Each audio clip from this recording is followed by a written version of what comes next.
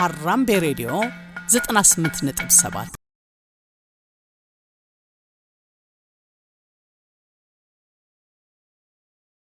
አቶ አንዱዓለም አራጌ ይህንን ቃለ መጠይቅ ለማድረግ ፈቃደኛ ስለሆኑ እጅግ አድርጌ አመሰግናለሁ። ምናልባት በትውውቅ እንጀምር። እድሉን ስለሰጣችሁኝ በጣም አድርጌ አመሰግናለሁ። አንዱዓለም አራጌ እባላለሁ። የተወለድኩት ገጠር ነው። ከገጠር ወደ አዲስ አበባ በ12 ዓመቴ ነው የመጣሁት። ከዛ በኋላ እዚሁ ከአንደኛ ክፍል ጀምሮ ሃይ ስኩል፣ ዩኒቨርሲቲ ብዬ ተምሬ እዚሁ ነው የጨረስኩት። በኋላ ላይ ፖለቲካል ፓርቲ ውስጥ ረዘም ላለ ጊዜ አሳልፌያለሁ። ከዛ ጋር በተያያዘ ደግሞ ከ8 ዓመት ተኩል በላይ እስር ቤት አሳልፌያለሁ። ከእስር ቤት መልስ ደግሞ ዩኒቨርሲቲ አካባቢ ይገኛሉ። መልካም። እንግዲህ ብዙዎች እርሶን በተለይም ደግሞ በሰላማዊ ትግል ያውቆታል። ከዚህ በተጨማሪም ደግሞ በፖለቲካ ፓርቲ ውስጥ ከምክትል ሊቀመንበር ጀምሮ በአመራርነት ረጅም ጊዜ ቆይተዋል። በቀደም ሲል በቅንጅት ቀጥሎም ደግሞ አንድነት ፓርቲ ውስጥ እንዲሁ ቆይተው ነበረ። ቅርብ ጊዜም ደግሞ በኢትዮጵያ ዜጎች ለማህበራዊ ፍትህ ኢዜማ ፓርቲ ውስጥ እንደነበሩ ያውቆታል። ከዚህ በተጨማሪም ደግሞ ከ5 በላይ መጽሐፍቶችን ለአንባቢያን አብቅተዋል። የዛሬው ደግሞ ቆይታችን ከሰሞኑ ለአንባቢያን ያበቁትን ብዕርና ባሩድ የተሰኘውን መጽሐፍ በከፊል እያነሳን እንዲሁም ደግሞ በወቅታዊ የፖለቲካ የሀገራችን ጉዳይ ላይ ቆይታ የምናደርግ ይሆናል። እንደ መነሻ ግን የማደርገው ጥያቄ በመጽሐፎት መግቢያ ላይ ከታሪክ የምንማረው ብቸኛው ነገር ከታሪክ አለመማራችን ነው የሚለውን ሀሳብ ጠቅሰዋል። ምናልባት ለዚህ አባባል መነሻ ምክንያቱ ምንድን ነው የሚለውን እናንሳና ወደ ሌሎች ሀሳቦች እናልፋለን። አይ ቲንክ ምን ማለቴ ነው አይ ቲንክ ጥሩም ደግሞ ለዚህ አባባል ጥሩ ማሳያ ነን ብዬ አስባለሁ። ለምሳሌ የኢትዮጵያን የፖለቲካ ዘመናት ወደኋላ ጀምሮ እስካሁን ድረስ ያለውን በምታይበት ጊዜ ሁልጊዜም የመጠፋፋት አዙሪት ላይ የተመረኮዘ ነው እንቅስቃሴያችን እና አንዱ ሌላውን በኃይል አጥፍቶ ሌላው ጉልበተኛ ይተካል። እንደዚሁ እያለ አዙሪቱ ቀጥሏል። ግን ያንን አዙሪት እንደገና which የሀገሪቷ መጥፊያ ወይም ሀገሪቷን የሚያዳክም የሆነውን መንገድ ሁልጊዜ መልሰን እንደ መፍትሄ ደግሞ እሱኑ ጥቅም ላይ ለማዋል እንሞክራለን። በኃይል የሰው ልብ እና አእምሮ መግዛት እንደማይቻል፣ ማሸነፍ እንደማይቻል መማር ነበረብን። ግን በዘመናት ሁሉ ያንን ነገር እየደጋገምን እናደርገዋለን። ይህ የሚያሳየው ከታሪክ ካለፈው አለመማራችን ነው ለማለት ነው። እንደው ባጭሩ ብዙ አይነት ምሳሌ ሊሰጥ ይችላል። ግን ዋና ትኩረቴ በመጽሐፉም ላይ ፖለቲካው ላይ ስለሆነ ፖለቲካችን መፍትሄ ያጣው ከታሪክ መማር ስለማንችል ነው እንጂ ለምሳሌ አንዱ አምባገነን ሲወድቅ ሌላው አምባገነን ካለፈው ተምሮ ነገሮችን ያስተካክላል ብለን ኤክስፔክት የምታደርገው ግን የኢትዮጵያ ነገር ሁልጊዜ ግን እየባሰ ከድጡ ወደ ማጡ እየሄደ ነው የሚሄደው እና እሱ ደግሞ ችግሮች የሚደጋገሙት ከችግሩ መማራችንን አለመማራችንን ወይንም አለመማር በመቻላችን ነው ለማለት ነው። እንግዲህ በሀገራችን በተለይም ደግሞ ከቅርብ ጊዜ ወዲህ የተለያዩ ጥያቄዎችን የሚያነሱ አካላት በትጥቅ ትግል ውስጥ ይገኛሉ። በአማራ ክልል እንዲሁ በኦሮሚያም በሌሎችም አካባቢዎች ትጥቅ ያነገቡ አካላት አሉ። ሁሉም የየራሳቸው የሆነ የሚያነሷቸው ጥያቄዎች አሉ። እነርሱን ተከትለው ነው ትግላቸውን እያስቀጠሉ ያሉት። ምናልባት በእርሶ መጽሐፍ ደግሞ የኃይል አማራጭን የሚጠቀሙ ሰዎች በድንቁርና የሚመሩ ናቸው ብለው አስቀምጠዋል። በሌላ በኩል ደግሞ ቅርብ ጊዜ እንኳን ባደረጉት ቃለ መጠይቅ በትግል ውስጥ ያሉ ሰዎች የራሳቸው የሆነ ጥያቄ አላቸው፣ አልፈርድባቸውም ደግሞ የሚለውን ሀሳቦችን ሲያነሱ ሰምቻለሁና እነዚህን ሁለት ሀሳቦች እንዴት ልናስታርቃቸው እንችላለን? በመጀመሪያ ደረጃ ወደ ትጥቅ ትግል ለመግባት የዚህ ሀገር መሬት ለም መሬት ነው። የፖለቲካው መሬት ለም መሬት ነው። ምክንያቱም ሁልጊዜ አገዛዝ ነው ያለው። አገዛዝ ደግሞ ከፈለክ እኛንም ሲሉን እንደነበረው እምቢ ስላልን ነው እንጂ ከፈለክ ለምን እንደ ጀግኖቹ እንደ ወንዶቹ ለምን ጫካ ሄደህ አትሞክረንም? እዚህ ከተማ ላይ ያውደለደልክ ለምን ትረብሻለህ ይሉ ነበር ማዕከላዊ እያሰሩ እና ለነሱ የወንድነት መንገድ መግደል ነው እንጂ ሰውን በሀሳብ ማሸነፍ የወንድነት መንገድ ሳይሆን የደካማ መንገድ ነው። እንደዚህ አይነት አገዛዝ ሲኖር ያደግንበት የፖለቲካ ባህልም ደግሞ የመገዳደል የፖለቲካ ባህል ስለሆነ ሁላችንም በዛ ውስጥ ተለውሰን ያደግነው። ስለዚህ ለመገዳደል ቅርብ ነን። ባህሉ አለ፣ ወኔው ምናምን አለ። ትክክለኛ ወኔ ነው ብዬ ባላምንም ወይም ተገቢ ነው ብዬ ባላምንም ለመገዳደል ቀረርቶ ምኑ ራሱ ልብን ያሸፍተዋል። ጫካ ልትገባ ወንድም ልትገል ልትዘጋጅ ትችላለህ። በሌላ በኩል ደግሞ አገዛዞች ሁሉንም በሮች ዘግተው በጉልበት አንገት ላይ ቆመው በሚያስጨንቁበት ሰዓት ወደዛ መሄድ ሞር ያመቻቹልሃል። በቃ እስከ መጨረሻው አሁን ኮሎኔል መንግስቱን ብትወስድ መጨረሻ ላይ ነው እንትን ያሉት። አሁን የኤርትራን ጉዳይ ብትወስደው በሰላማዊ መንገድ ለመፍታት ማለት አማራጮች ቀርበውላቸው ብዙ ሙከራዎች ተደርገው ግን ቀይ ባህር ነው የምንከታቸው እንጂ ደግሞ ከነሱ ጋር ማን ይደራደራል ሲሉ ነበር። በኋላ ላይ ደግሞ እንደገና ለመደራደር ልክ ባለቀ ሰዓት ጥረት ሲያደርጉ ታያለህ። አገዛዞች ብዙ ጊዜ ሰላማዊ አማራጭን በኩል ቁጭ ብሎ መደራደርን አይደግፉም። ስለዚህ በኃይል አመፅ አገዛዞችን ለመሞገት የተመቸ ሀገር ወይም የፖለቲካ መልክዓ ምድሩ እንደዛ ነው ማለት ነው። ግን ድንቁርና የሚለው ሀሳብ የሚመጣው ግን ምንድነው? ቅድም እንዳልኩ ነው፣ ከታሪክ አለመማራችን ነው ድንቁርናው። ምክንያቱም በዛ አይነት መንገድ ለውጥ እንዳልመጣ ተበሳጭተህ መበሳጨትና መሳሪያ ማንገብ ወይንም ይዞ መታገል ሊሆን እንደሚችል ግፊቱን ምናምን አያለው። ግን ምንም ብትበደል ምንም ያህል ከባድ ነገር ቢሆን ደግሞ የምታየው አንድ ነገር አለ። መቼም ቢሆን በመሳሪያ ትጥቅ ትግል የዘላቂ ሰላም ማምጣት እንደማይቻል ከኢትዮጵያ በላይ ተጨባጭ ማስረጃ የለም። እዛ ጋ ነው መፍትሄ ይሆናል ወይ ስቲል ተበሳጭተሃል፣ አንድ ሰው አናዱሃል፣ አንድ ሰው አድምቶሃል። አስበው አሁን አንተን አንድ ሰው ቢያደማህ መልስ ያኛውን ሰው ማድማት ችግሩን ይፈታዋል? እሱም በዛ መጠን ነው ጥላቻውን ነው አዙሪቱን መገዳደሉን ነው እንጂ እያከፋው የሚሄደው። አንተ በቦክስ ስላልከው እሱም በቦክስ ስላለህ የመጨረሻው ነገር እየተጋጋለ ከመሄድ ባለፈ ወደ መፍትሄ ወደ ሰጥቶ መቀበል ያመጣል ወይ ወደ ዘላቂ መፍትሄ ያመጣል ወይ ስትለው አያመጣም። ለዚህ ደግሞ አለመሆን ወይም ዘላቂ መፍትሄ በኃይል አመፅ ሊመጣ እንደማይችል ይልቅስ አንዱ አምባገነን ሌላውን እየተካ እንደሚሄድ ከኢትዮጵያ በላይ ማሳያ የለም። ስለዚህ ድንቁርና የሚሆነው እሱ ነው። አለመማር ካለፈው አለመማራችን ነው ድንቁርናው። አገዛዞችም የአገዛዝን ድንቁርና አለ። ከዛ ደግሞ አገዛዝን በኃይል ለመጣል መሞከር ድንቁርና ነው ብዬ ነው የማምነው። ምክንያቱም ብስጭቱ ምናምን ወደዛ የሚገፋቸው ነገር ቢኖርም መፍትሄ ግን አምጥቶ አያውቅም። ነገም እድሜ ይስጠን በእንደዚህ አይነት መንገድ እኔ መፍትሄ ይመጣል ብዬ ስለማላምን ነው እሱን ያነሳሁት። ስለዚህ ሶሉሽን ላይ ከታሪክ መማር አለብህ። ሌላ መንገድ ያልተሄደበት መንገድ ምንድን ነው? ያልሞከርነው መንገድ ምንድን ነው? ራስን አሸንፈህ አገዛዞች ሁሉን ነገር እሾህ በሾህ ቢያደርጉት እንኳን ያንተን አይምሮህን ተጨንቀ ተጠበህ ያንን ነገር መቀልበስ የሚቻልበት ነገር ማመቻቸት ይልቅ ካለፈው ከታሪክ ስህተት መማር ነው ብዬ ነው የምወስደው። ምናልባትም ሌላው ቀጥዬ ደግሞ የማነሳው አንድ ጥያቄ በተለይም ደግሞ እርስዎም በመጽሐፎት በ1966 የነበረውን አብዮት አንስተው ብዙ ሀሳቦችን ጠቅሰዋል። በወቅቱ በትግል ውስጥ የነበሩትንም ሰዎች እንዲሁ ቃለ መጠይቅ ያደረጉበትም አግባብ ነው ያለው። ምናልባት የ66ቱን አብዮት ስንመለከት ግንባር ቀደሙን ተሳትፎ የነበራቸው እንግዲህ የተማሪዎችም ትግል እዚህ ጋር ይነሳል። በመጽሐፎት ላይ ደግሞ ልጅ አቦካው የምትል አንድ ሀሳብ አለች እና ለዚህ ማብራሪያዎት ምንድን ነው? እሱማ ብዙ የልጅ አዋቂም ያለበት ሀገር ነው። ብዙ እድሜ ግዴታ ከእውቀት ጋር እያያዝን። በእርግጥ በቆየህ ቁጥር እድሜ በገፋ ቁጥር ለመማር ለማገናዘብ እድል ታገኛለህ። ግን አንዳንዱ 80-90 ዓመት ሞልቶት ላይማርም ይችላል፣ ላይበስልም ይችላል። አንዳንዱ ደግሞ በ18 ዓመቱ በ19 በ20ዎቹም ውስጥ ሆኖ ደግሞ ብስል ያለ ብዙ የሚያስተውል ግራ ቀኙን የሚያገናዝብ ሰው ይኖራል። ስለዚህ እድሜ በተለምዶ ልጅ አቦካው ይባላል እኛ ሀገር። ግን እኔ በዚህ አውዱ የተጠቀምኩበት አውድ ምንድን ነው? ለምሳሌ አሁን የብሔር ፖለቲካን ውሰደው ነው። እነሱ ብዙዎቹ የባለስልጣን ልጆች የሀብታም ልጆች ምናምን ነበሩ ብዙዎቹ ያቀነቀኑት። በእርግጥ በአባቶቻቸው ላይ ነው የዘመቱት።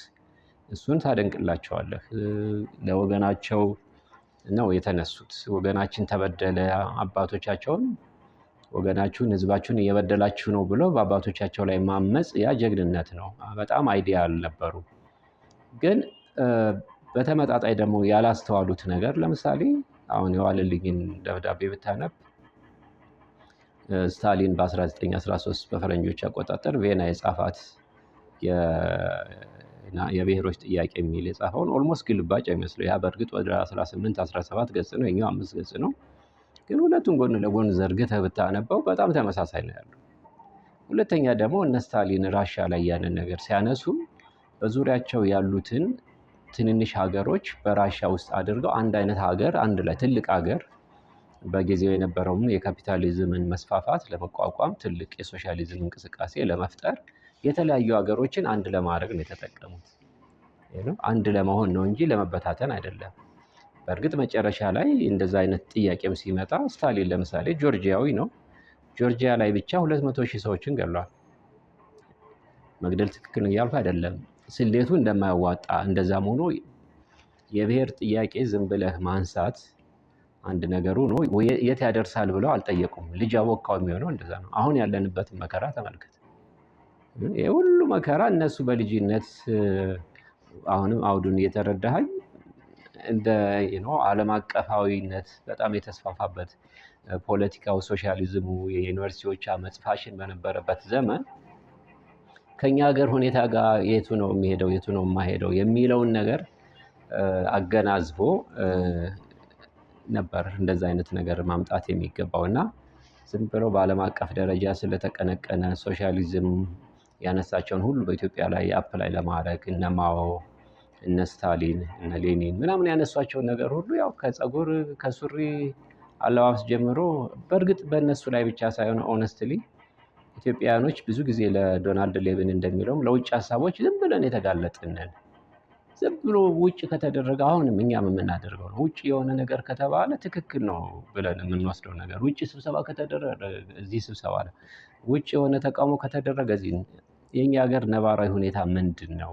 ከኛ ጋር የሚሄደውስ ምንድነው? ታሪካችን፣ ባህላችን፣ የእድገት ደረጃችን ምንድነው? እና ለዛ ተገቢ የሆነው ነገር ምንድነው ብለን የመመዘን ነገራችን አሁን ድረስ እንትን ነው ደካማ ነው። በተለይ ከቴክኖሎጂ ጋር ተያይዞ ውጭ ሀገር የሆነ ነገር ከተደረገ አሁን በቃ ያን ኮፒ ማድረግ ነው እንጂ እንደ ሰው ቆመን እንደ ኢትዮጵያዊ የኢትዮጵያውያንን አውድ ምን ይመስላል፣ መሬት ላይ ያለው ሁኔታ ምንድነው፣ እንዴት እናድርግ፣ ምን እናድርግ ብለን ካገናዘብን በኋላ ለኛ መፍትሄ መድኃኒት የሚሆን ነገር የመዘየድ ባህላችን በጣም ደካማ ነው።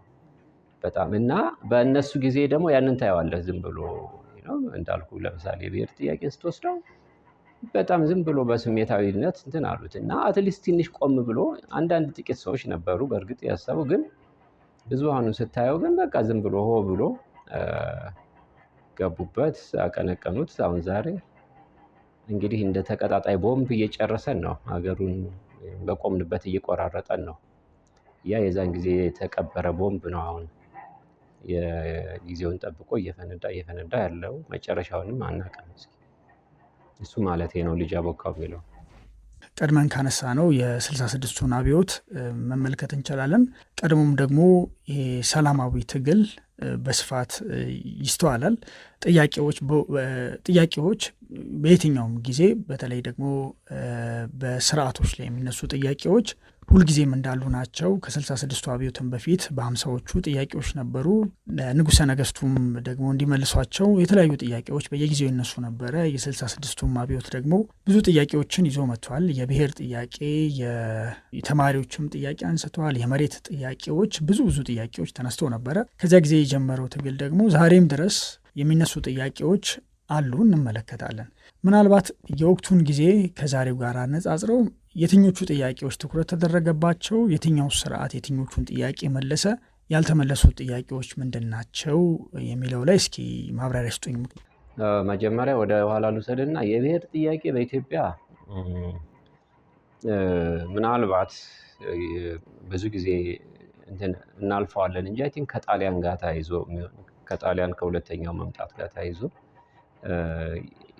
የሚነሳ ሀገሪቷን ወይም ሀገራችንን ለማዋቀር በአምስት ከፋፍሎ ለማዋቀር ከፍ ባለመልኩ ወደ ብሔር ባዘነበለ አደረጃጀት እንደዛ አይነት የጭቆናውን ሀሳብም በዋናነት የተተከለው በጣሊያን ጊዜ ነው ብዬ አስባለሁ። በእርግጥ ከዛ በፊት የኢትዮጵያ ሕዝብ ዘመኑ ታሪኩ ሁሉ የጭቆና ዘመን ነው። ምንም ዲሞክራሲ ነበር፣ መብቱ ተከብሯል ልል አይደለም። ግን ስፔሲፊካሊ የብሔር ጥያቄን በሚመለከት ሞሮፍ ከጣሊያን ጋር ማምጣት ጋር ተያይዞ የሚነሳ ነው። ግን በዋናነት ይሄ ነገር የብሔርን ጥያቄ ያነሱት ተማሪዎች ናቸው። ያ ማለት እዚህም እዛ ጋርም በተወሰነ ደረጃ ምንም እንደው ተነስቶ ተወርቶ አያውቅም ለማለት እንደዛ ለማለት ደፋርነትን ይጠይቃል፣ ወይንም ሁሉንም መረጃዎች ጥርት አድርጎ ማወቅ ይጠይቃል። ግን በዋናነት እንዳየሁት እንዳስተዋልኩት ለዚህ ጽሁፍም ስዘጋጅ ከተማሪዎች እንቅስቃሴ ጋር ተያይዞ በኋላ ላይ ደግሞ ከሚጫነቱ ለማ ጋር ተያይዞ ደግሞ ዋናው ደግሞ ከሻዕቢያ ከጀብሃ መፈጠር ጋር ተያይዞ በተለይ ቀለል አድርገን እናየዋለን እንጂ ከዚህ ከጀብሃ በኋላም ከሻዕቢያ እንቅስቃሴ ጋር ተያይዞ የኢትዮጵያን የፖለቲካ ተቃውሞ በብሔር ለመደርደር የተሄደ ነገር አለ እና ምንጮቹ እዛ አካባቢ ናቸው። አሁን ዋና እንግዲህ ገናና ጥያቄዎች የሚባሉት በተማሪዎች የተነሱት አንደኛው የብሔር ጥያቄ ነው። አንደኛው የመሬት ጥያቄ ነው። ሁለተኛው የዲሞክራሲ ጥያቄ ነው። ሶስተኛው የብሔር ጥያቄ ነው። የዲሞክራሲ ጥያቄና በእኔ እይታ የብሔር ጥያቄ የተያዘ የመሬትም ቢሆን ይያዛል ከዲሞክራሲ ጋር፣ ከመብት ጋር፣ ከባለቤትነት መብት ጋር ምናምን ነው ሊያዝ ይችላል። ዞሮ ዞሮ የዲሞክራሲ ጥያቄ ብለህ በአጠቃላይ ልትወስደው ትችላለህ። የመሬትን ጥያቄ በሚመለከት የተወሰነ የተሻለ የተሄደበት የመሬት ጥያቄ ነው። በፊት በፊውዳሊዝም የተወሰነ እንግዲህ ፊውዳል ነበረች ኢትዮጵያ አይደለች የሚለው ማጠያቂ የሆነው ክርክሮች አሉ። ግን በነበረው የጥቂት ሰዎች መሬቱን ይዘው መላ ሀገሩን እንትን በሚሉበት ሁኔታ አይደለም አሁን ኢትዮጵያ ያለችው። እና በደርግ ጊዜ የመሬትን ጥያቄ ለመመለስ በመጀመሪያዎቹ ዓመታት የተሄደበት ሁኔታ አለ።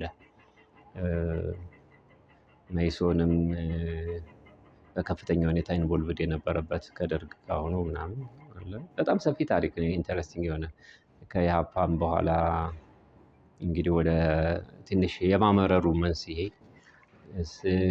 ብዙ ነገር እዛ ጋር የተያዘ ነገር አለ። ግን በተወሰነ ደረጃ የመሬት ጥያቄ ታይቷል ማለት ይቻላል። ግን መሬት አሁንም ድረስ በደርግም ጊዜ ጀምሮ አሁንም ድረስ በኢህአዴግም ጊዜ የጭቆና መሳሪያ ከመሆን አልወጣም። ስለዚህ እሱን ሙሉ በሙሉ እሱንም ተመልሷል ለማለት በአንጻራዊ የተሻለ የታየ ቢሆንም ሙሉ በሙሉ ታይቷል ወይም ተመልሷል ለማለት ያስቸግራል። የብሔር ጥያቄም የከፋፍለህ ግዛው መሳሪያ ነው የሆነው። ብሔሮችን አንዱ ብሔር በሌላው ላይ በማንሳት እርስ በርሳቸው እንዳይተማመኑ፣ የጋራ ታሪክ፣ የጋራ ባህል፣ የጋራ የኢኮኖሚና የፖለቲካ ተስፋ እንደሌላቸው፣ ብቸኛው አዳኝ ደግሞ ኃይል አገዛዝ ብቻ እንደሆነና እየተባሉ ግን የአገዛዝ ዙፋን ተሸክመው እንዲቀጥሉ የሚያመቻች ስርዓት ነው የሆነው እንጂ ለምሳሌ ፌዴራሊዝም በብሔር ላይ የተመሰረተ ፌዴራሊዝም ሲዋቀር ክልሎች ነፃ አይደሉም። ገብቷል። ለምሳሌ የትኛው የክልል መስተዳድር ነው ከማዕከላዊ መንግስቱ ነፃ ሆኖ ያለምንም ተጽዕኖ በራሱ ክልሉን የሚወስነው? የክልሉ ጉዳዮች ላይ ለምሳሌ ገብተዋል አገዛዙ እስካልፈለገ ድረስ ገብቶ እንደፈለገ ማድረግ ይቻላል እና በዚህ ዘመን እንኳን ኢንዲፔንደንት ሆነው ነፃ ሆነው ክልሎች ተቋቁመው ላይ ብትለኝ ለእኔ በፍጹም አይደሉም። በህወሓትም ሲያደርግ የነበረውን እናውቃለን፣ አሁንም የሚደረገውን እናውቃለን። ስለዚህ የብሔር ጥያቄም ተመልሷል ብዬ አላምንም። የዲሞክራሲ ጥያቄ ደግሞ በጣም ግልጽ ነው። እንደ ዲሞክራሲ ጥያቄ በኢትዮጵያ መቀለጃ የሆነ ጥያቄ የለም። ስለዚህ ሶስቱ ገናና ጥያቄዎች አልተመለሱም።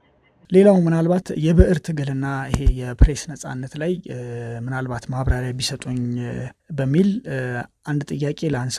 ይሄ ከሰላማዊ ትግል ጋር በተያያዘ አንዱ የሰላማዊ ትግል መንቀሳቀሻ መንገድ ብዕር እንደሆነ በመጽሐፎት ላይ ያሰፍራሉ። ብዕር ስንል በጽሁፍ መልክ የሚደረግን ትግል ነው የሚገልጸው። አልወለድም የተሰኘውንም መጽሐፍ በስፋት ያነሱታል በመጽሐፎት ላይ የአቤ ጉበኛን መጽሐፍ። ያንን ስናነሳ ምናልባት በዚህ ጊዜ በጽሁፋቸው በሰላማዊ መንገድ የሚታገሉ ሰዎችን ስናነሳ ደግሞ በአንድ በኩል ይሄ የፕሬስ ነጻነቱ ጉዳይ ዛሬ ላይ ይነሳል። ቀድሞውንም ነበረ ሳንሱር የሚደረጉ መጽሐፍቶችን፣ የህትመት ሚዲያዎችን ብንመለከት ትግል ላይ በስፋት ይንሰራፋሉ። ግን ደግሞ አገዛዞች ወይ ደግሞ ስርዓቶች ያፍኗቸዋል እነዚያን የተገኙትን የፕሬስ ነጻነቶች። የፕሬስ ነጻነትና የአገዛዞችን ምላሽ በምን ይገልጹታል? ምን እነግርሃለሁ፣ ግልጽ ነው እኮ የሚነገር ነገር ብዙ የለውም። ያው ብዕርና ባሩድ እንዳልከው ነው የሚያሳየው። ብዕሩ በአንድ በኩል በሀሳብ የተደረገን ግብግብ በሀሳብ ባህል ነው። እንግዲህ ሁለት የባህል ክንፍ ነው። አንደኛው የመገዳደል ባህል ነው፣ ሁለተኛ ደግሞ የመወያየት ባህል ነው። ኢትዮጵያ የመወያየት ባህልም አለን በነገራችን ላይ። የሽምግልና ባህላችን ነው። ለምሳሌ ወደ ደቡብ ብትሄድ፣ ወደ ሲዳማ ብትሄድ፣ ወደ ጉራጌ ብትሄድ የተለያዩ የሽምግልና የህግ እይታ በህግ መነጽር ነገሮችን የማየት፣ ወደ አማራ ክልል ወደ ትግራይ ብትሄድ፣ ወደ ኦሮሚያ ብትሄድ አሁን በደንብ ያልተጠቀምንበትም እንጂ ለምሳሌ የገዳ ስርዓት እንደ ኤክስፔሪመንት የምንኮራበት ኤክስፔሪመንት ነው። ሌሎችም ማዋት አሉን። ግን እነዛ የባህላዊ አስተሳሰቦቻችን የውይይት፣ የክርክር፣ የዳኝነት አስተሳሰቦቻችንን አግዝፈን ከማውጣት ይልቅ አሸንፎ የወጣው እነሱን ባህሎች የዋጣቸው አፈሙዝ ነው። እነዛ የብዕር መንገዶች ናቸው። ለምሳሌ 60ዎቹ ውስጥ ስትመጣ 66 ከነ መንግስቱ ንዋይ መፈንቅለ መንግስት ሙከራ በኋላ ወዲያውኑ ነው የአዲስ አበባ ዩኒቨርሲቲ ተማሪዎች የተነሱት። እሱም ተስፋውን በጣም ያደረገው በእነሱ ላይ ነበር፣ ትግሉን እንደሚያስቀጥሉት።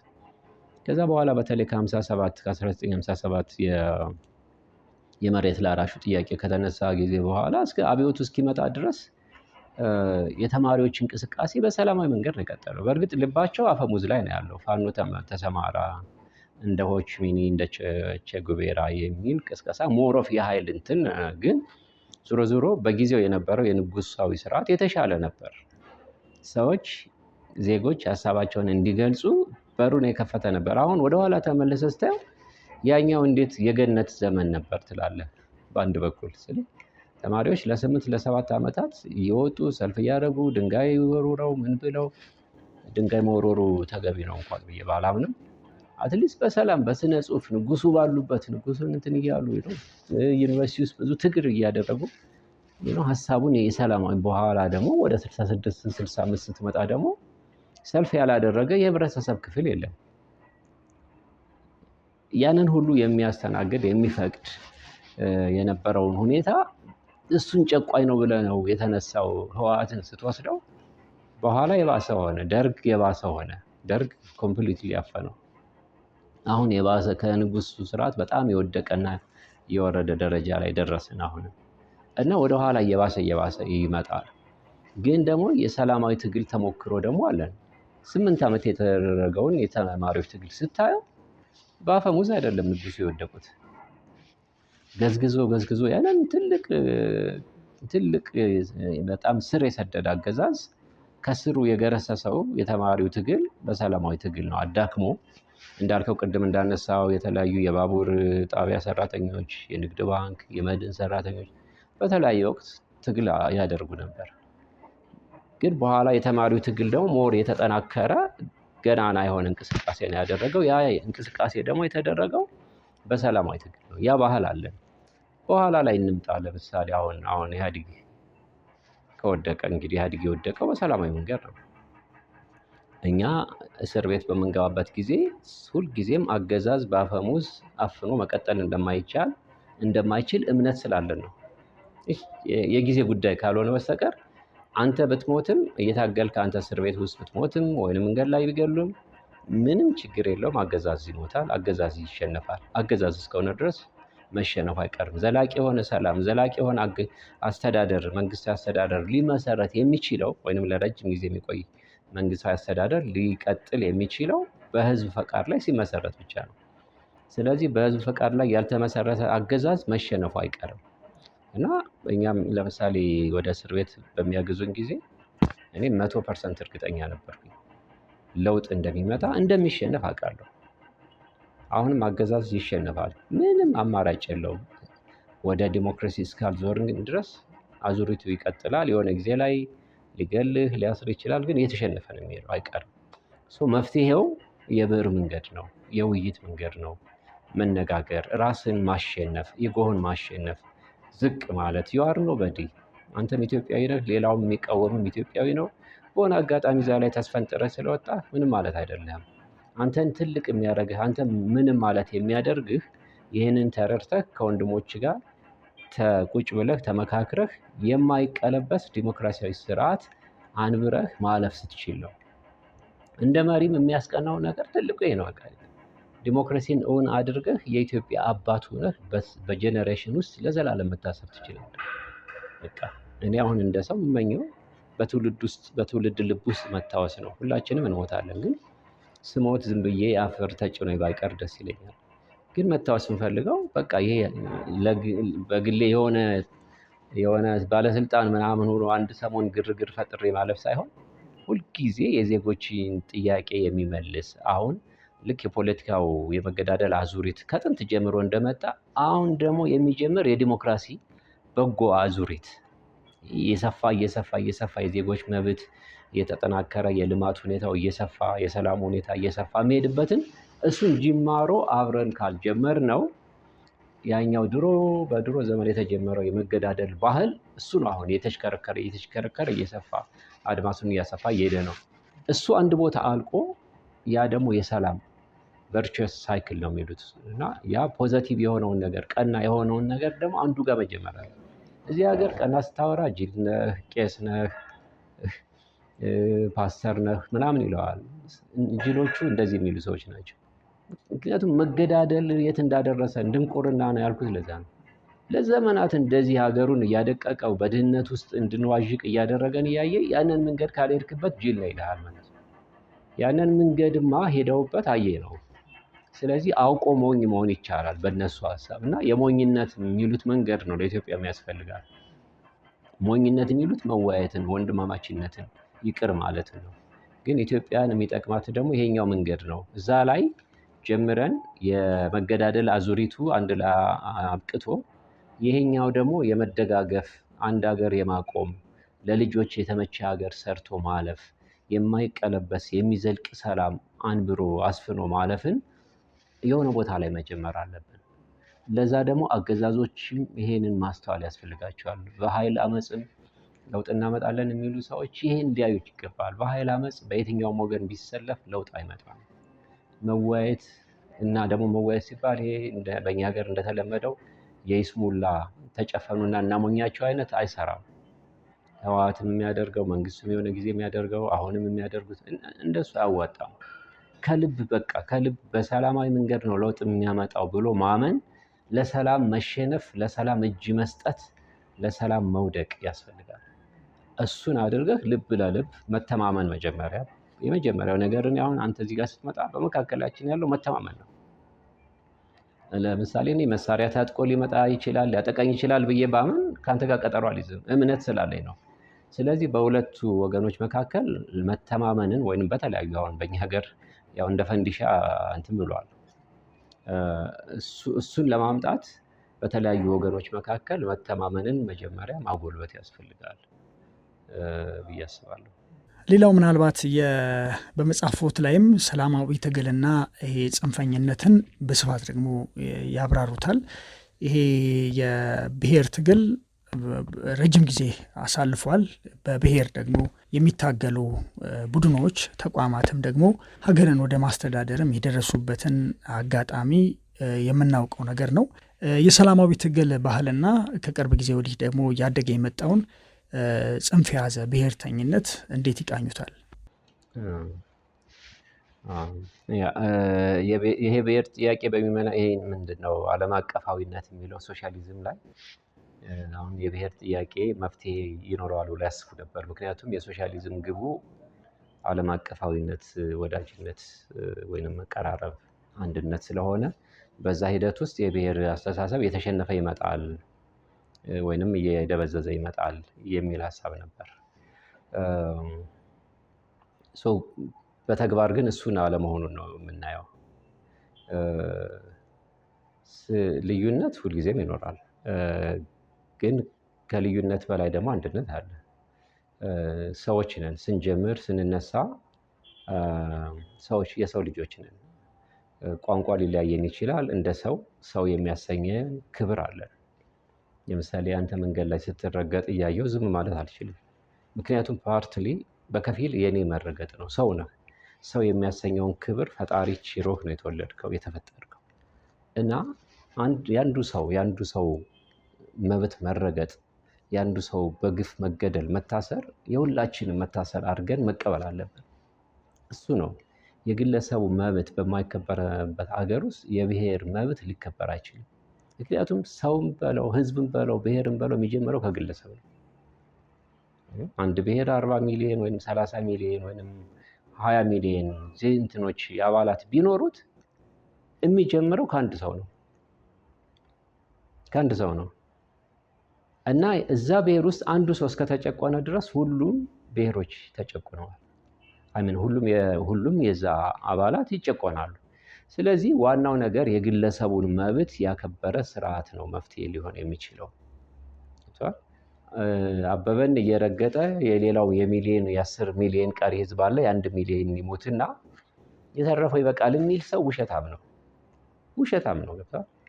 ያንተ የሚረግጠው ዜጋ መብት ግድ ያላለው አንተን አያውቅም።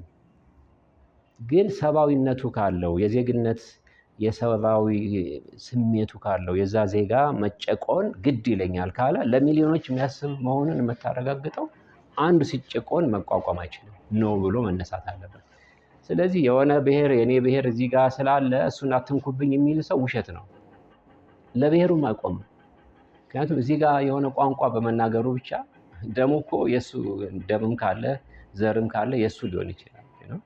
አማራ ክልል ውስጥ የተወለደ ሰው ግዴታ አማራ ነው ማለት አይደለም። ቋንቋውን ስለተናገረ ባህሉን ስለተናገረ በዘር የምታስብ ከሆነ ወይንም ትግራይ ውስጥ ያለ ሰው ኮምፕሊትሊ ትግራይ ነው በደም ብንመረመር ወይንም ኦሮሚያ ላይ ብትሄድ ኦሮሚያ ውስጥ ያለው ሰው ሁሉ በቃ ኦሮምኛ ስለተናገረ ኦሮሞ ነው ብለህ መነሳት አትችልም። ቋንቋ በሆነ አጋጣሚ ለምሳሌ ልጆቻችን አሜሪካን ሀገር አውሮፓ ምናምን እየሄዱ የተወለዱ ልጆች እንትን ብለዋል። ደማቸው ግን ብታየው ደግሞ አሜሪካ የሚባልም ደም በእርግጥ የለም። አሜሪካ ብዙ ለምሳሌ ጥሩ ማሳያ ነው ካነሳነው ጋር ብዙ የባህል ውጥንቅጥ ያለበት ሀገር፣ በዓለም ላይ የመጀመሪያው ትልቁ ሀገር፣ ሁሉም ባህሎች ሁሉም ቋንቋዎች በክብር የሚኖሩበት ሀገር ካለ አሜሪካ ነው። ባህልህን ይዘህ መኖር ትችላለህ። ባህል የጦርነት መንስኤ አይደለም። አሜሪካ ውስጥ በብሔር አይደለም የተዋቀሩት፣ ግን ሁሉም ኢቨን የኛ ቋንቋ እዛ ሄዶ የስራ ቋንቋ ሆኗል። ስለዚህ ፕራክቲካሊ መሬት ላይ ያለው ነገር ያሰራል አያሰራም፣ እንዴት ብንደራጅ ነው የምንከባበረው የሚለው ነው አሁን አሜሪካ ላይ እንጂ ያ ሁሉ በዓለም ቻይና ሄዶ ከቻይና በላይ ቻይና ከሚኖርበት በላይ ደልቶት አሜሪካ ውስጥ ይኖራል። ኢትዮጵያዊው ከኢትዮጵያ እየፈረጠጠ ሄዶ አሜሪካ ላይ ደልቶት መብቱ ተከብሮለት ይኖራል። ኮንሴፕቱ የግለሰብ መብት ላይ ስለቆሙ ነው። እውቅናህን የሚሰጠው ለግለሰብ ነው። ግለሰቡን ደግሞ ስትቀበል ግለሰቡ በተለያየ መንገድ ሊደራጅ ይፈልጋል። ቢፈልግ በብሔሩ፣ ቢፈልግ በእምነቱ፣ ቢፈልግ በሙያ ማህበሩ፣ ለምሳሌ የጠበቆች ማህበር ሊያቋቁም ይችላል። ብሔር መቆጠር የለም። ግን ብሔር አንዱን ሰው መብቱ ስትቀበል ያ ግለሰብ የተፈጠረው ከነዚህ ሁሉ መብቶች ጋር በእነዚህ ተጠፍንጎ የተፈጠረው እንደ ዜጋ መደራጀት ይችላል። እንደ ቋንቋውን እንደሚናገሩ ባህሉን እንደሚያከብር በተለያየ እንደ ኳስ ተጫዋች you have every right። ግን ህገ መንግስቱ የሚያይ እንደ ግለሰብ ነው። እኛ ሀገር እየሆነ ያለው ነገር ምንድን ነው? አንደኛው የድንቁርናችን ትልቁ መገለጫ እንደውም በብሔር ላይ ያለን አመለካከት ነው። በግልጽ ለመናገር ትልቁ በቃ እንትን ነው።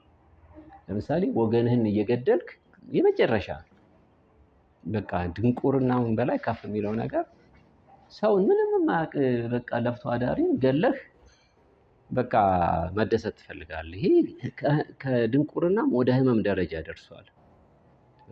አንተ እኔ ለምሳሌ የሆነ ቋንቋ ስለምናገር በጅምላ እኔን መጥላት ወይም በጅምላ የዛ ብሔር ተናጋሪዎች ቋንቋ ተናጋሪዎች ናቸው የሚለውን ቋንቋቸውን ሰምቶ ዝም ብሎ መጥላት ከድንቁርናም በላይ ትልቅ ሲሪየስ የሆነ በሽታ ነው። የራስ መብት እንዲከበር መጠየቅ፣ ክብር እንዲጠበቅ እኔም አልቋቋምም። እኔ ትዕግስቱ የለኝም። ለምሳሌ አንተ ተነስተህ የሌላውን ብሔር ወይም ቋንቋ ምናምን ስትንቅ መስማት አልፈልግም። ስተንቋሽሽ መስማት አልፈልግም። መከበር አለበት ወይ ቋንቋዬ ይከበር፣ መብቴ ይከበር፣ ባህሌ ይከበር። ጀግንነት ነው፣ አከብራለሁ። እሱን አከብራለሁ። ለምንድን ነው የምትዋረደው? ኢትዮጵያዊ ነህ ተብለህ ለምንድን ነው ክብር የሚነካው? ለምንድን ነው ቋንቋህን ኢትዮጵያዊ ነኝ ብዬ ያንተ ቋንቋ እንዲነገርም አልፈልገው? ለምን ይከፋኛል? ኢትዮጵያዊ ነኝ ካልኩ ኦሮሞኛም የራሴ ቋንቋ ነው፣ አማርኛም የራሴ ቋንቋ ነው፣ ላልናገር እችላለሁ። ሁሉንም ጉራጌኛም የራሴ ነው፣ ትግርኛም የራሴ ነው። እነዛ ቋንቋዎች መከበር አለባቸው። እነዛን ሲናገሩ የሚከፋኝ ከሆነ ችግር አለብኝ። ኢትዮጵያ የምለው እኔ እነዚህን ሁሉ ባህሎች፣ ቋንቋዎች የያዘች እንደ ጉንጉን አበባ የፈካች ሀገር ነች የማስበው። እና እዛ አበባ ላይ ያሉትን ፈርጦች አንዱን ፈልጌ አንዱን አልፈልግም ካልኩ እየዋሸው ነው። ስለዚህ ማክበር አለብን። ማንም ሰው ያንተን ቋንቋ ባይሆን አንተ ባትናገረውን ቋንቋውን ሲጨቆን ሲበደል ምናምን ማየት ተገቢ አይደለም። ተበድያለሁ የሚለውም ሰው መታገሉ ደግሞ ተገቢ ነው፣ ጀግንነት ነው። ሪስፔክት አደርጋለሁ በጣም ከልቤ። ግን ከዛ ባለፈ ሌላውን ሰው አጠፋለሁ፣ ሌላውን ሰው እገላለሁ፣ ይህን ቋንቋ የሚናገር ሰው ጠላቴ ነው እጠላለሁ ብሎ ማለት ድንቁርና ነው። ከድንቁርናም በላይ ትልቅ ደዌ ነው፣ በሽታ ነው። እና ይሄ አሁን ለሰላማዊ ትግልም በጣም በሽታ ነው። ሌላው በመጽሐፎት ላይ ስለ ፓርቲዎች፣ የፖለቲካ ፓርቲዎችም እንዲሁ ያነሳሉ። የፖለቲካ ፓርቲዎችን ደግሞ ስናነሳ አብዛኞቹ በሀገራችን ውጤታማ ሳይሆኑ የቀሩበት ሁኔታ ነው የምንመለከተው። በሀገራችን የፖለቲካ ፓርቲዎች ውጤታማ እንዳይሆኑ ያደረጋቸው ዋነኛው ምክንያት ምንድን ነው ብለው ያምናሉ? ለምሳሌ ሰላማዊ ትግል የተለያየ ቦታ ሄደህ ማድረግ ብትፈልግ ክልላችን ለምን መጣህ የሚባል ነገር ይመጣል። ወይም የእኛን ብሔር ጉዳይ እኛ ብቻ ነን እንወስነው፣ ብንጨቆንም ብንሞትም ጨቋኛችንን መምረጥ እንችላለን ብሎ እንትን የሚል እንደዛ አይነት ግራ የገባው አይነት ክርክር እና ሌላ ነገር ሊመጣ ይችላልና ወይንም ህዝቡ አገዛዞች የሚጠቀሙት በነገራችን ላይ ህዝብ በብሔር ሲከፋፈል ለሰላማዊ ትግል አይመችም። አንዱ ነው አይነሳም። ሰላማዊ ትግል ምንድነው? እምቢተኝነት ነው። በቃ አገዛዝ ካልተመቸህ ድንጋይ አትወረውርም፣ ወንድምህን አትሳደብም፣ ምን አትልም። ግን የማይስማማህን ነገር አይስማማኝም በቃኝ ነው የምትለው። እኔ እንዲህ አይነት አገዛዝ አልተባበርም ነው የምትለው እንጂ ግደለው፣ ፍለጠው፣ ሰረው ምናምን የይጥፋ ይውደም ምናምን የለም።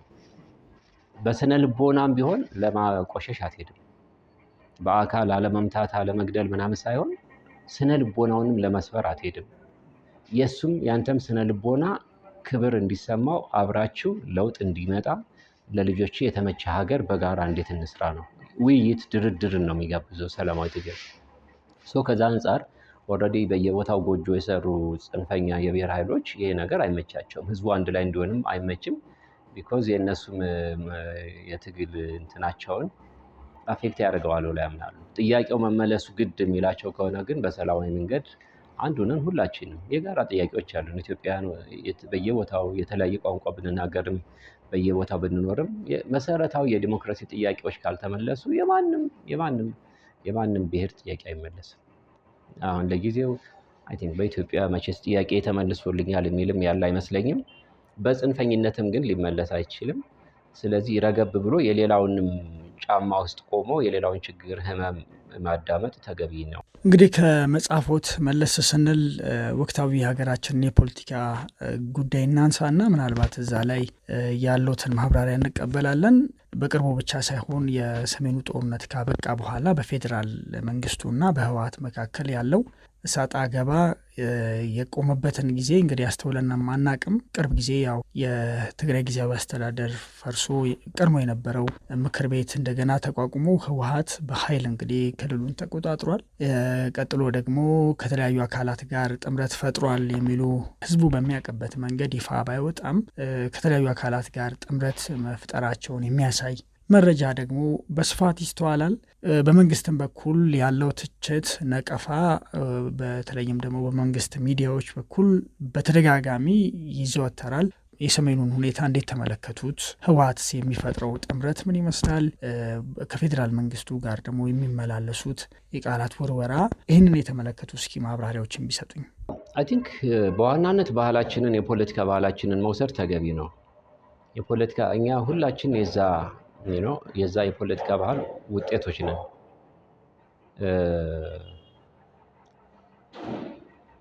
የዛ ባህል ውጤቶች ነን።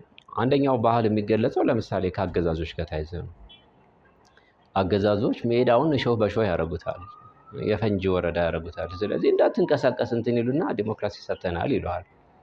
በሌላ በኩል ደግሞ ትንሽ የዲሞክራሲ እንኳን ክፍተት እንኳን ገርበብ ብሎ በተከፈተበት ጊዜ እንኳን ከባህላችን የሚመነጩ ለስልጣን የምናደርጋቸው ግብግቦች ተወያይቶ ነገሮችን ከመፍታት ይልቅ ባሉባልታ ነገሮችን ለማስሄድ ለማሸነፍ መነሳት፣ እነዚህ አሉ ፓርቲዎች ውስጥ። ለምሳሌ የፓርቲ ውስጥ እርስ በርስ ግብግቦች አሉ። የፖለቲካ ባህል ቤታችን ነው የሚጀምረው። ነገራችን ላይ ዲሞክራሲ ከቤት ነው የሚጀምረው።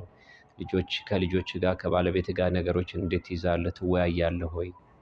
ወይንስ አንተ አባት ስለሆንክ ሁሉን ነገር በደምሳሳው ተቀበሉ ብለህ ሚስትህን ረግጠህ ልጆችህን ደብድበህ ምናምን ነው የምትሄደው? ወይንስ ክሊርሊ ከልጆች ጋር ራሱ በአንድ ጠረጴዛ ቁጭ ብለህ የሆነ በወር ውስጥ የተፈጠረ ችግር ካለ ለምሳሌ ትወያያለህ ወይ? እንደዚህ አይነት ባህል የለንም በብዛት። አንዳንድ ቤተሰቦች ሊኖር ይችላሉ። ይሄ ቤተሰብ ሳይኖር ከዛ በትልቁ ጠረጴዛ ላይ እንሰበሰባለን። በፓርቲ ውስጥም ተወያይቶ ችግሩን መፍታት አይኖርም። ብዙ ጊዜ ሁላችንም ማለት በሚያስደፍር ደረጃ ስልጣን ላይ ነው ትኩረታችን። እየሞተ ያለ ህዝብ፣ እየተራበ እየታረዘ ያለ ህዝብ አይደለም የኛ ህልም ቅዠታችን። እሱ እንዴት ይሆናል የሚል እልህ የያዘን እኔ እንዴት ሳልመራ ይሄን አንዱ አሁን የምናውቀው ሰውዬ ከስልሳዎቹ ጀምሮ የነበረ ሰው እንደዚህ ምሳ ስንበላ እኔ እኮ በቃ ይህን ሁሉ ዘመን ታግዬ ምን አይነት ደደብ ሰው በሆን ነው እስካሁን አንድ ስልጣን ሳልይዝ የቀረሁት ብዬ አስባለሁ ምናምን አለኝ። በስልሳዎቹ በተማሪዎች ትግል ውስጥ የነበረ ነው። በቅርብ ጊዜ ቴሌቪዥን ላይ ምናምን እያየሁት ነበር ነው። ስልጣን መያዝ ነው ሊያንገበግበን የሚገባን ነገር። ጥያቄዎች ተመልሰዋል አልተመለሱም? የኢትዮጵያ ህዝብ የስልጣኑ፣ የሀገሩ፣ የንብረቱ፣ የህይወቱ ባለቤት ነው ሆነ አልሆነም ነው ጥያቄ መሆን ያለበት እንጂ አንተ ስልጣን መያዝ አለመያዝ የተመቻቸ ሀገር ካለ እና ከሌላው የተሻለ አድርገህ የምትሰራው ነገር ካለ እሺ ጥሩ ነው።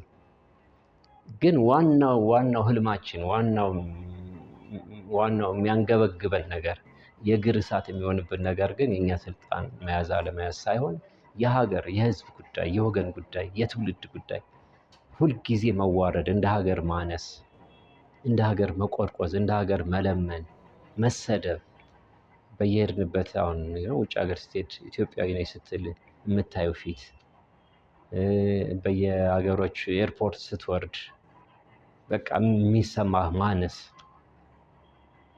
እሱ ለምን መጣ?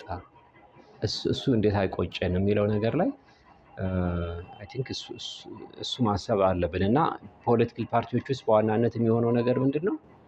በቃ በቀበሌ ደረጃም በሴል ደረጃ ምናምን ቁርቁዝ የሚነሳው ወደ ገጠር የምትሄደው በጣም ብዙ እኔ ያጋጠመኛው ፓርቲ ለማደራጀት በምንሄድበት ጊዜ ትንንሽ ወደ ደቡብ ወደ ሰሜን ምናምን ስትሄድ በጣም ግብ ነው። በቃ ዛሬ ሄደን አስታርቀናቸው በማግስቱ ተያይዘው ተፈራርመው እንደገና ቢሮ ይመጣሉ። ፕራክቲካል ምሳሌ ነው የምነግርህ። ትልልቅ የፓርቲ ኃላፊዎችን ልከን እዛው ድረስ ችግር ለመፍታት ምናምን ተብሎ ችግር ተፈታ ተብሎ ተጨባብጠው በቃ ከዚህ በኋላ ይሄ በጀት ይሄን አስተካክሉ እንደዚሁ ምናምን ተብሎ ካን ዩ ቢሊቭ ሚ ማታ እኛ ገብተን ተመልሰን በጠዋት አባላት ፋይል ይዘው ይመጣሉ። በጠዋት ማታ መተን ማለት ነው። በፕሌን ማታ ገብተን እነሱ በጠዋት የልዩነት ወረቀት ምናምን አቤቱታ ይዞ ይመጣሉ። እና ይሄ እዚህ ከተማ አካባቢ ብቻ ሳይሆን ወደ ገጠርም ስትወርድ እዚህ ለስልጣንን የምናይበት መንገድ እዚህ መጽሐፉ ላይም ገልጬዋለሁ። አንደኛው ችግራችን ኢትዮጵያውያን ስልጣንን የምናይበት መንገድ ነው። የፖለቲካ ስልጣንን የምናይበት መንገድ ነው። እሱ በሽታችን ነው። ስለዚህ ፓርቲዎች የሚቆረቁዙት አንደኛው ከዛ አንጻር ነው።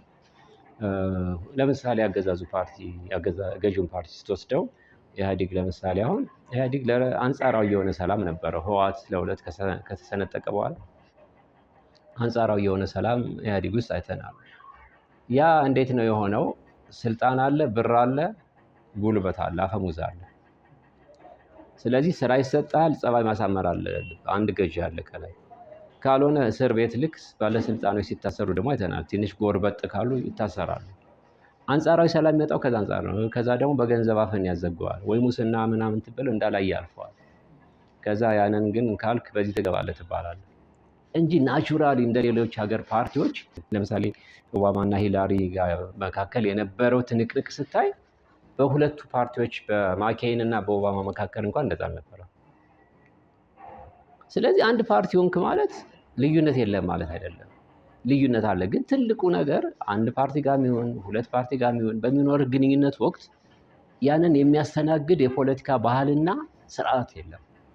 ያ ነው በሽታችን። በቃ ወይ በጉልበት ትጨቆናለህ፣ ወይ ገንዘብ ያልሱሃል፣ ጨው አሞሌ ያልሱሃል፣ ወይ ትታሰራለህ፣ ወይ ትገደላለህ። እንደዛ እያደረጉ ነው እንትን የሚለው እንጂ ዜጋ ነው መብቱ ነው እኩል ነን ብሎ የሚነሳ መሪ ያስፈልጋል። ኦኬ፣ እንዴት ነው አንተ የአንድን ሰው ህይወት ለማጥፋት አንድን ሰው ዝም ብለህ በዘፈቀደ ተነስተህ ስላልተመቸህ ለማሰር እንዴት ትሄዳለህ? ሰውነትህን ረስተሃል ማለት ነው።